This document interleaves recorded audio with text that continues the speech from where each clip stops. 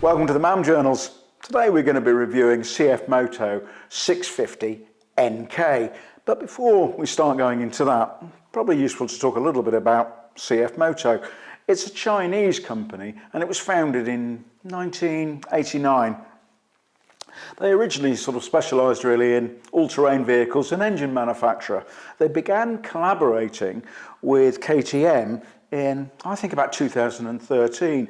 And in 2017, they announced a legal joint venture with KTM where they shared a plant capability, a test track, and indeed research and development. And I think that's interesting because I think if you painted this bike orange and put orange wheels on it, you could mistake it for a KTM. Now, CFMOTO is at the budget end of the bike range. Looking at their sort of global sort of websites in terms of the bike range, they offer sports tourers, they offer naked bikes, including the 650. They own, I think they offer sort of sports, which seems to be categorised around a 450cc engine, and they also do classics. Which of those are available in which markets obviously depends on which market you're in. In the UK, they've got about 40 dealers. Not surprisingly, some of the dealers are like Premier Bikes. They are actually KTM dealers as well, and others are completely independent. What I'm going to be doing today is we're going to go through the specifications of the bike, we'll go for a ride, and then we'll come back here and see if I can come to a conclusion. Hope that you enjoy the video. Anybody who's watched any of my videos know that I like to start the technical specification with the engine. It's fitted with a 649cc. It's a parallel twin, or inline twin if you prefer that phrase. It's a 4-stroke, liquid cooled. It's got double overhead cams and it's fitted with Bosch fuel injection. The power on the bike was slightly confusing in fairness, because if you go to one of the CFMOTO websites, it suggests that it's got sort of 60 brake horsepower, but I spoke with a dealer and they gave me a data sheet which says that it's got 41.5 kilowatts, just to add another dimension into our technical specifications, which translates to 55.6 brake horsepower at 8250. And that for a 650 is the lower end of power ranges. Certainly the Japanese bikes are mostly a bit higher than that, but it is more than some other budget bikes, and we'll go back to budget when we do aesthetics and general view, than bikes certainly like the Royal Enfield 650 twin, the BSA 650 single. They're all less power than that. Okay, so start having a look at the front end now. The bike is fitted with a 17-inch rim and it's got 120/70 Pirellis on, which I'll talk about when we go for a ride. The bike is fitted with KYB front suspension. KYB it's a global company, but it is based in Japan, and they make, well, according to their corporate website, over 1 million suspension systems a week. So they're quite a big concern.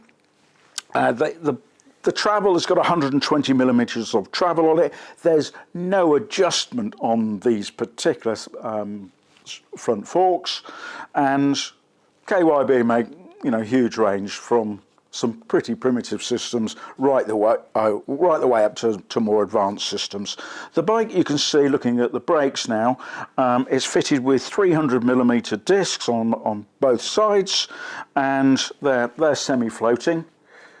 And it's got dual piston, I'm never sure how you say that, J1 maybe? They're Spanish, so it's definitely an international bike on the calipers. The bikes in the UK, under fairly recent legislation, are required, at this capacity, 650cc, are required to have ABS, and of course it has it, and I think it's also got what's called a combined braking system, so that the front and the back do sort of interrelate. I've got no rake details on the bike. It wasn't included on the website, but that looks like a fairly average rake to me. So I don't know, maybe 25 degrees, but that is literally just a guess. There's nothing fancy about this front end, but it is functional. Whilst we're looking at the front end, a couple of things about finishes on the bike. When I've got some photos, and we'll just stick them on the screen. When I took this bike out for its GoPro ride, it was, let's just say, typical mixed summer British weather. So anything between sunshine and torrential rain, and it got very grubby. And when I got back, this has got a slightly sort of textured finish on it, and I'm not a fan of textured finish on wheels because they just accumulate dirt. And indeed, when I started jet washing it off and doing it, it didn't move. So I thought, that might be fun. But as you can see, they've actually come up very well. You do have to do an old-fashioned thing. You do actually have to rub them to get them clean, but they do come up nicely if you put the effort in. The other thing that I sort of did, I'm looking at these discs. These are sort of wavy discs, which are quite trendy, really. But what really makes the difference on the brakes is the quality of the metal.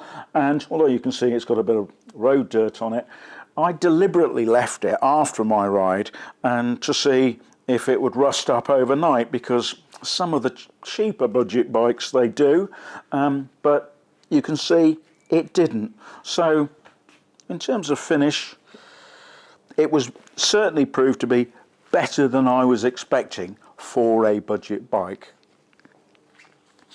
Let's have a look at the rear. Okay, looking at the back, again, it's 17-inch wheel in these sort of day glow lime green maybe, or yellow, depending on how it comes out in the camera light. And if you don't like those, this bike, certainly on the website, is available in all black, so you can get it with the black wheels if you prefer a different option. It's fitted here with, you can see this, the way they've got this is a laid down shock offset. In other words, it's not central in the middle there. And again, it's a KYB unit, no adjustment other than preload up here, as you'd expect. The angle of that unit is quite acute, and therefore you get less travel on it. That's 45 millimeters of travel. I'm not, I don't talk about it when we're going, because I'm riding solo. These are okay, these suspension units. I suspect if you were too up on it, it might find that a bit harder work. But they're competent, not brilliant suspension.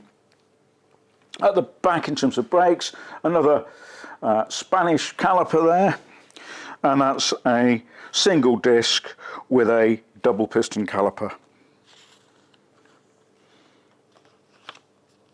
Other things while we're talking about finish, you can see through the gap in the wheels here, the chain.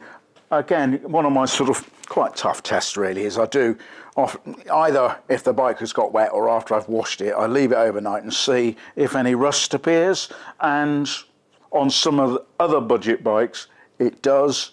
I was pleased to note that on that chain, there's no sign of rust at all. So again, confirming my growing feeling that actually this might be put together okay.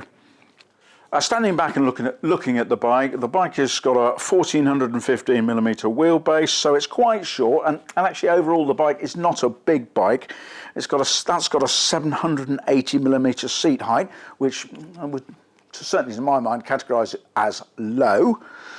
And the bike weighs 206 kilograms, that's curb weight, in other words it's got some fuel in it, and that's 454 pounds. It's got a 17 litre tank, which if you think in imperial is 3.7 imperial gallons. I'll talk about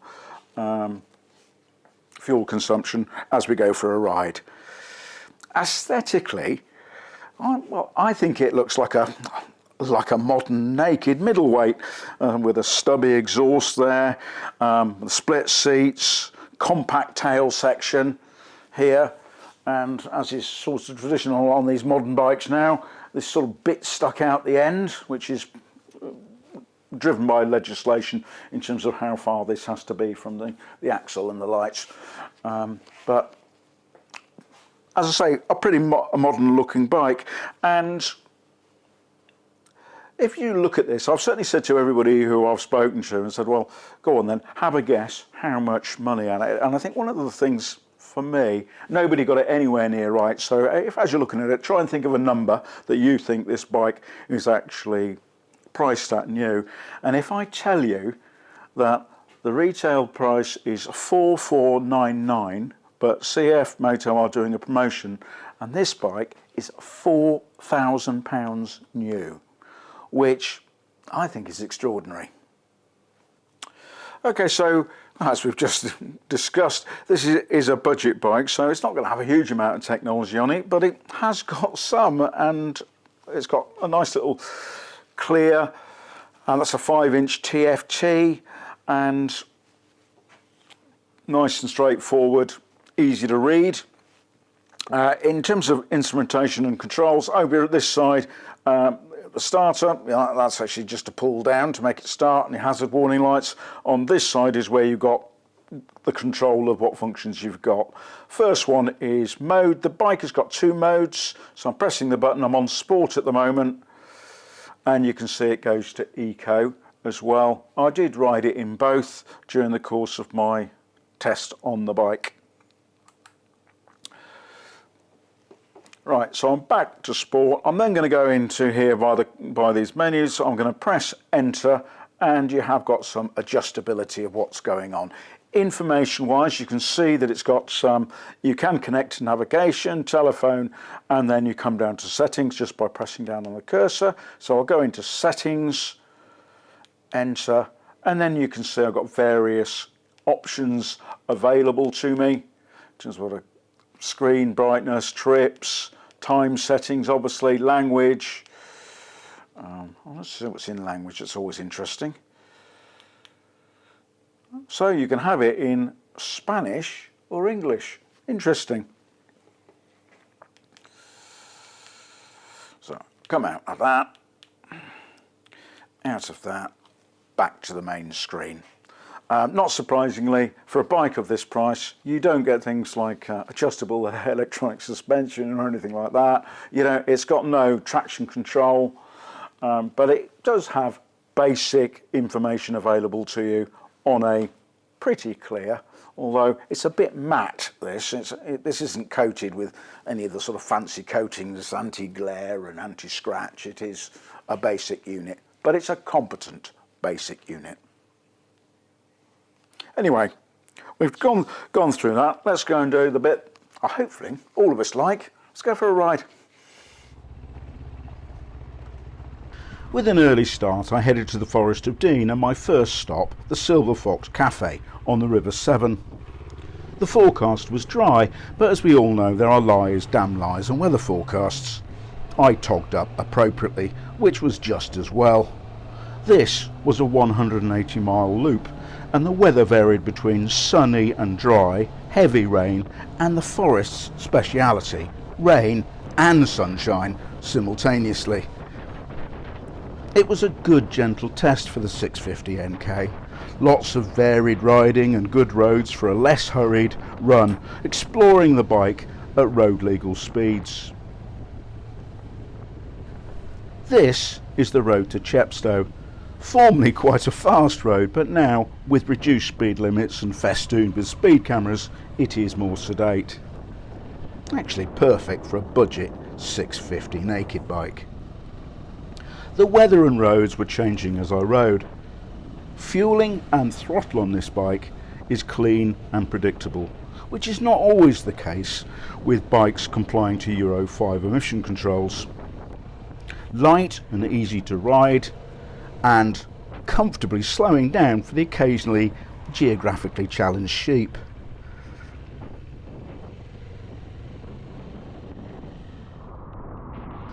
The bridge over the River Wye and into Chepstow is the border for Wales.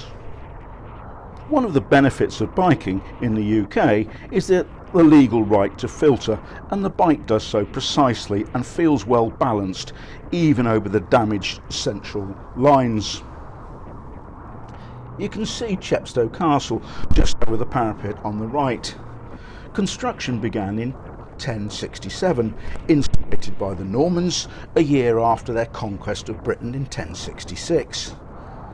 I'm sure the French must owe us some compensation by now, although such thoughts are, in my case, a little self-defeating. My ancestors are Norman. I do occasionally stop here, but not today, and I headed up the 20-mile-per-hour hill and main route past the town. Funny place to put a 20-mile-an-hour limit, and tricky to keep to for some vehicles gearing. The bike wasn't sure if it wanted to be in third or fourth, so I used both.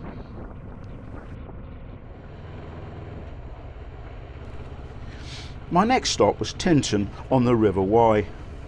The Abbey, as discussed in another video, I think it was the R1300 GS, is also Norman. We French have a lot to answer for. The River Wye is famous for its salmon and considered, well, at least by the tourist board, as the finest salmon river south of the border, although I suspect those that fish the River Tyne on the northeast might have a different view. Full of useless information, the largest salmon caught in the Wye was actually 59 pounds and 8 ounces, and it was caught by Miss Doreen Davy in 1923. I don't think they're pulling 59-pounders out today. Back to the bike. It copes with these slow-speed roads comfortably, a little harsh on some of the holes and bumps. The dash is quite difficult to see in direct sunlight, but like much of this bike, okay rather than good or bad. This bike is definitely lower geared than some bikes. I was changing up earlier than most, and first gear is almost redundant. The clutch, once I recognised and got used to the bite point, was towards the end, smooth and easy. After stopping for a quick break in one of my favourite spots to have a look back along the valley, I headed for Monmouth and turned right into the forest. The views of this mixed woodland, some of which are ancient, are stunning, particularly at this time of year, and the trees are fresh green with growth. Another good road to enjoy the bike at a gentle pace. The gearbox doesn't like to be rushed, particularly on downshifts, but it is good, clear and definite. The riding position and ergonomics are comfortable, although the seat is on the firmer side and the raised pillion seat gives you little opportunity to change position. The mirrors offer good rear vision.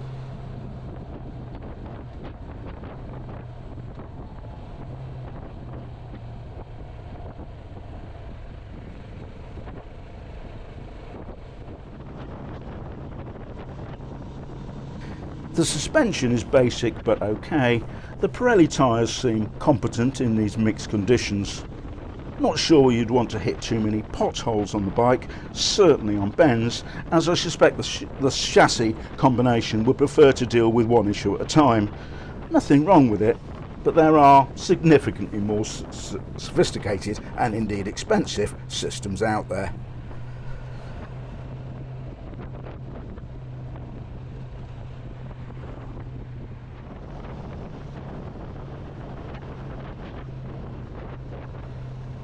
One of the things many of us wonder about with these less expensive bikes is how reliable will they actually be. A few hundred miles on a new bike is unlikely to tell you the whole story, although it was in fairness faultless. I actually looked up the MCN, Motorcycle News, rider reviews on CFMOTOs and was encouraged to see owners of, well, different models but still the 650, that they do seem happy with theirs. A 4-year warranty will undoubtedly reassure some. This route through the forest is actually a very pleasant ride. Every time I ride here, I think I must do it more often. It doesn't need a fast bike to be enjoyable and engaging. This was Sunday, so local traffic is light, but it's rarely busy at other times of the year, other than the school summer holidays when it is understandably popular. I consider myself lucky to be able to enjoy roads like these.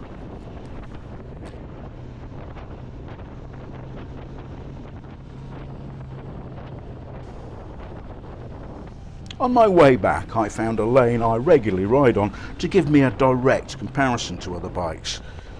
The bike is definitely lower geared than many. The bike is happy in fourth or fifth along here, doing between 30 and 50 miles an hour. It can get busy with car clubs leaving the nearby Classic Motor Hub and assuming what I would describe as mid-road position. The bike is certainly precise enough to aim at small gaps. This is Gloucestershire, another beautiful part of the country, even in the showers. Those planning a little back lane exploring on this bike wouldn't be disappointed. But avoid any big holes if you can. The bike wasn't overly enamoured with my bump test road the day before.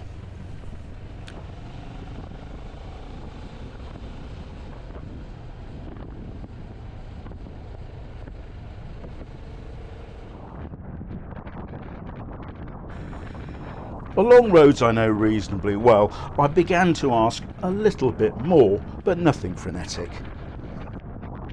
The bike coped with the grooved wet surfaces well, and the engine pulls cleanly. The Pirelli tyres, at this sensible-ish pace, are good. CFMOTO say that the bike does 170 kph, which is about 105 miles an hour. I didn't try it, but that felt about right.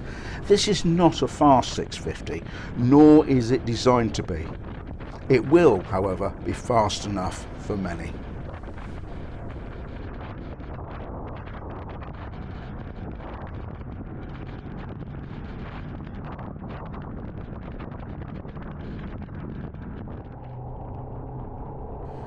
Recognising it might be useful to show some dual carriageway, I found a short stretch, reflecting as I rode. After 180 miles, I was actually in better shape than I thought I might be. It is not the most comfortable bike that I've ridden, and neither is it actually the worst. The seat was a little bit too firm for me. I got about 50 miles to the gallon, not brilliant, but again, okay. The bike performed well in mixed conditions and roads and didn't miss a beat. Nothing fell off, and it was competent and fun. If somebody had said to me a month ago, you'll ride a budget Chinese naked 650 bike 180 miles, you'll get pretty wet and you will thoroughly enjoy it, I'm not sure I would have believed them. I would now.